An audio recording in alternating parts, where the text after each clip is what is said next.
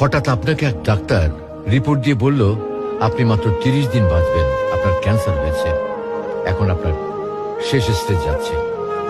এটা শুধু আপনি জানেন, আপনার পরিবার কিংবা বন্ধু বান্ধবরা কেউ জানে না। এখন এই রিপোর্ট পাওয়ার পরে আপনি বাসায় গেলেন।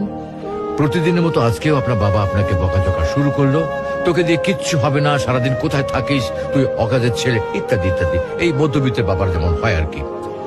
তখন কি প্রতিদিনের মতো আজও আপনি তর্ক করা শুরু করবেন, নাকি প্রাণ ভরে বাবার বকাগুলো শেষবারের মতো আরেকবার শুনে নেবেন? হঠাৎ আপনার মা এসে আপনাকে বলল, নে বাবা ভাতটা খেয়ে নে। আপনার মনে হবে এই বুঝি আপনার মায়ের শেষ হাতের খাওয়া, আপনি আর বাঁচবেন না। আপনি পরম তৃপ্তি নিয়ে খাবেন এবং আপনার কাছে মনে হবে এটা আপনার শ্রেষ্ঠ খাবার, যদিও ডাল ভাত হোক না কেন। আপনি বের হলেন, পুরনো এক বন্ধুর সাথে দেখা, আপনি যাকে মোটেও সহ্য করতে পারেন না, সব সময় তার সাথে কথা কাটাকাটি হয়, আজকেও সে আপনাকে কিছু কথা শুনিয়েও দিল। আচ্ছা, এখন কি আপনি তার সাথে তর্ক শুরু করে দেবেন? মোটেও না।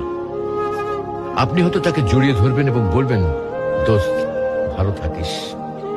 আচ্ছা জানেন, আমরা এখন মৃত্যুর কথা ভাবতেই চাই না, এ থেকে আমরা পালিয়ে বেড়াতে চাই। কিন্তু যদি আপনি ভাবেন যে আজই আপনার শেষ দিন, তাহলে দেখবেন সবকিছুই আপনার কাছে ভালো লাগছে।